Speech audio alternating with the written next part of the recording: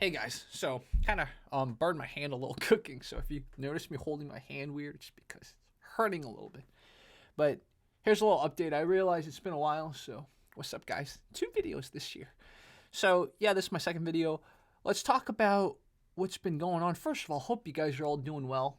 I kind of realized I missed this channel. I missed the viewers here a little bit. So sometimes, right, you need to give it time, and you give it a little time, and you're like, ooh, I miss people.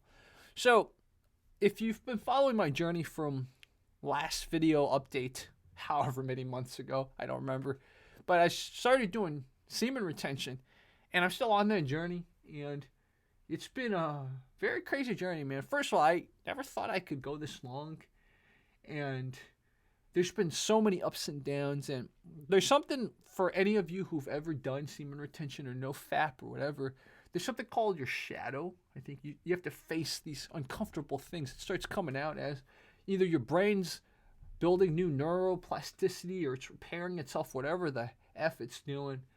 So it's been interesting. But the key is, the more you kind of power through these troughs, these valleys, the more you kind of just feel new bursts of creative energy. And so I've been just helping some friends build another platform, and just a lot of these thoughts that I'm communicating, I'm probably going to put it on the new platform, and I've already given some of you a little teaser, and I will bring on more people to interview. I had requests to kind of talk about the Asian experience more, so I'm going to bring on a Canadian Muay Thai fighter. Me and him were just having a lot of fun riffing, so he's definitely going to be a guest. He's awesome. And then I want to bring on Jonathan White. And what part of the reason that I want to bring on Jonathan White is I don't agree with everything he says, but I do like a lot of what he says. And the power on this light just went out. So looks like we'll have to try something else. How about this?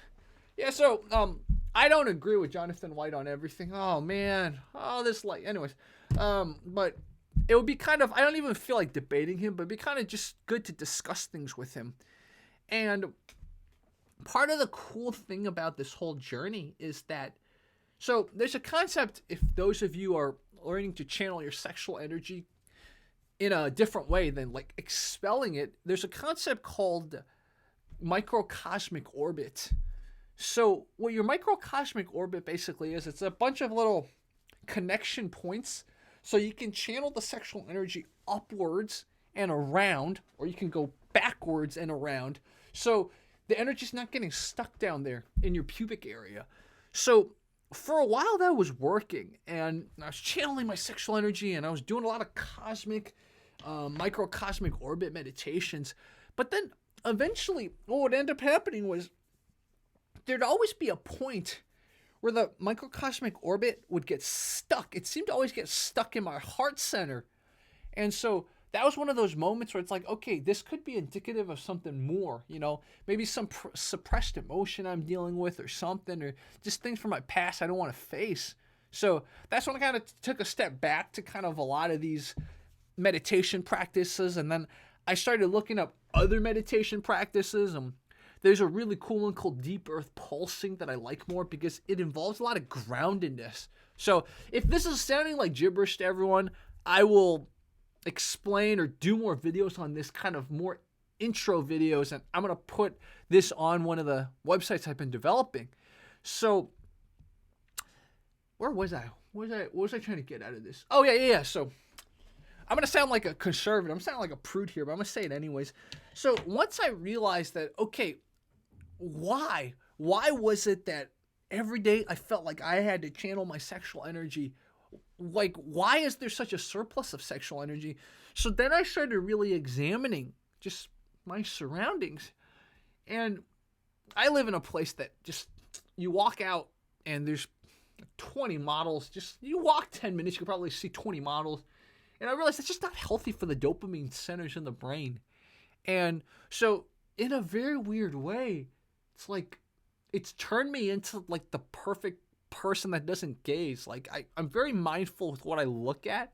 So because one of the reasons why I realized the sexual energy was so high was because you see too many like really, really sexy, overly sexy women that's not normal or natural, right? So now it's like, it's really funny. I'm walking around and sometimes I'm just like, nah, I'm not even going to look at you. Dopamine has to stay at a normal level. This is funny. It should be funny, right? Just little things you experiment with your brain. So, yeah, a little bit about my semen retention journey and stuff like that. And there's so much more I could talk about, but I'm not gonna talk about this unless you guys really want me to talk about this. I mean, maybe what I'll do in the future is I'll have once a month or something. I'll do a video on this, and then once a month I'll do a video on another topic, and we'll see what happens and whether this topic I'm talking about gets people interested. But it's a powerful journey, man. So, and I don't know why there's 20% of girls that watch this channel in addition to 80% of guys, but girls and guys, if you watch my channel, try retaining your sexual energy.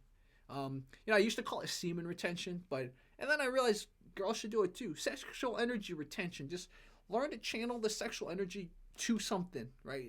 You can channel it into something different. So, and a kind of really cool part about all this is that you learn to exercise your taint, as we call it, taint.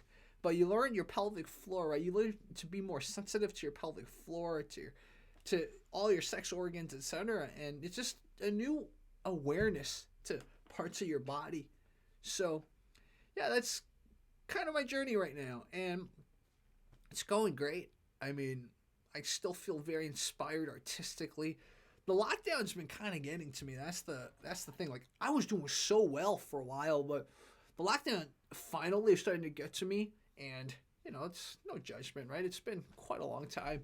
So, just like I was a late bloomer in life, I guess I'm a late stressor too, right? Everyone else is already done stressing now. I'm starting to stress.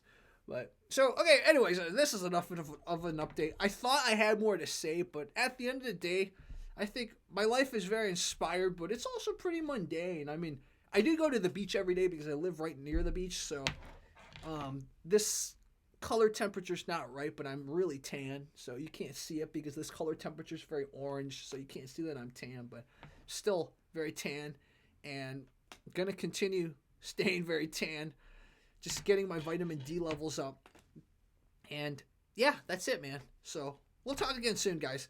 This was not as organized as my past two updates, but you know what? Sometimes you just kind of just gotta shoot the shit, as they say. So, all right, guys. We will talk soon, man.